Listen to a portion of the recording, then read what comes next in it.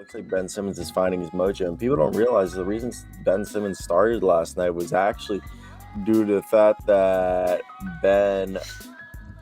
he's been coming off the bench. If you guys have been living under a rock, he started due to the fact that Nick Claxton was injured. And this, surprisingly, in my opinion, ended up being a blessing in disguise because it worked out great for this squad. And I want to hear your thought.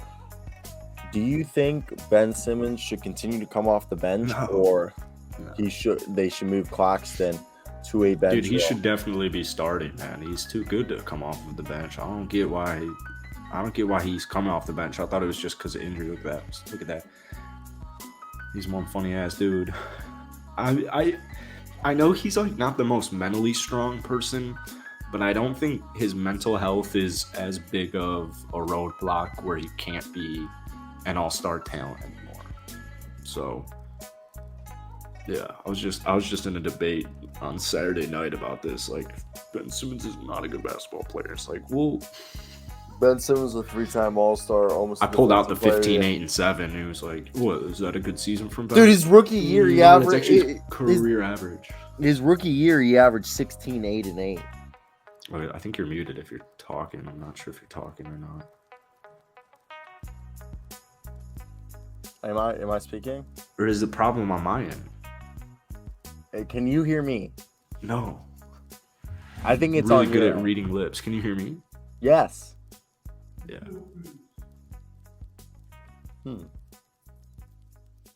Oh, here, let me go on the channel. Yeah, tell me. Keep talking.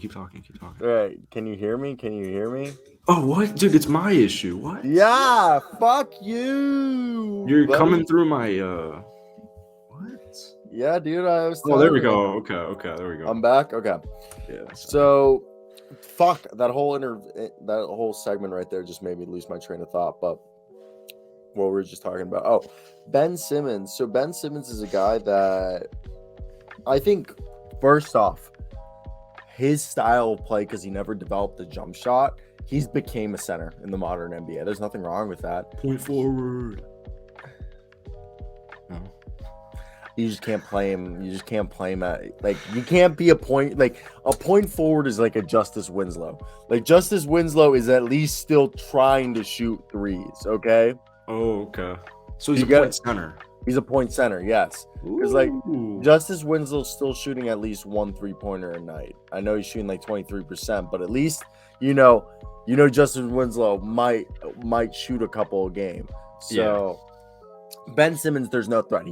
So as his game has developed, or the NBA has evolved around his development, there's nothing wrong with it. And basketball is becoming positionless, so it's not even right calling him a center. It's more calling him a big man.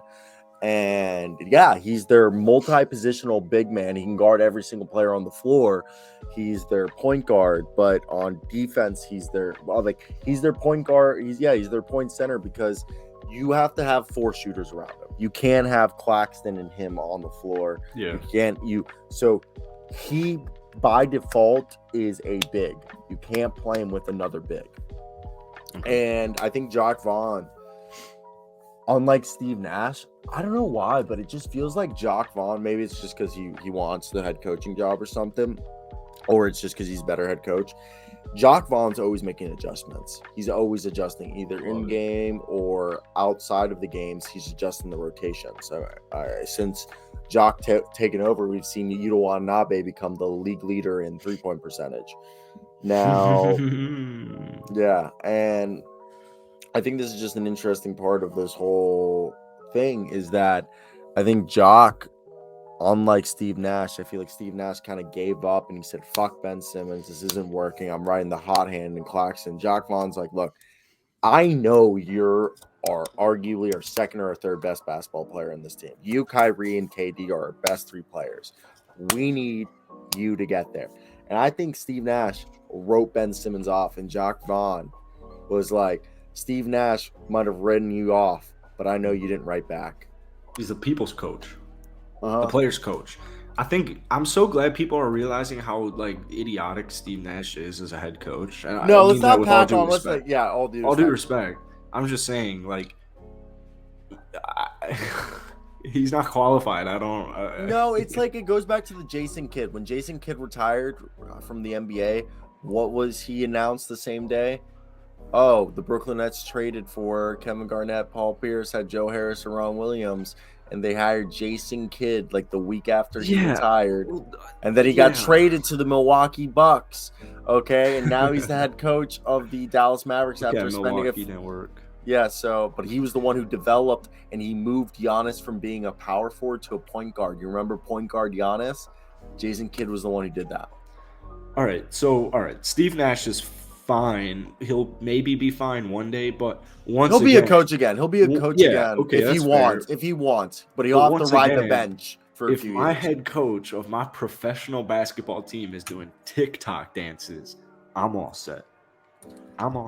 All right, I feel like that's just not a good game. It is a good comparison. Name one other coach in the NBA who's doing TikTok dances. The answer might be Doc Rivers. I don't think any coach is doing TikTok dances except for Steve Nash. So, was this a game? Do you see cards on the table? I don't know. Good learning experience. I need somebody who's rigid. I need somebody who is strict, not loose. Which you would think, like, when you have two Hall of Famers on your basketball team, you got to be like loose. You know, you got to let them do their thing. But like, I think you need a good coach. I mean, like, there's a difference between loose, like Steve Nash or Steve Kerr, and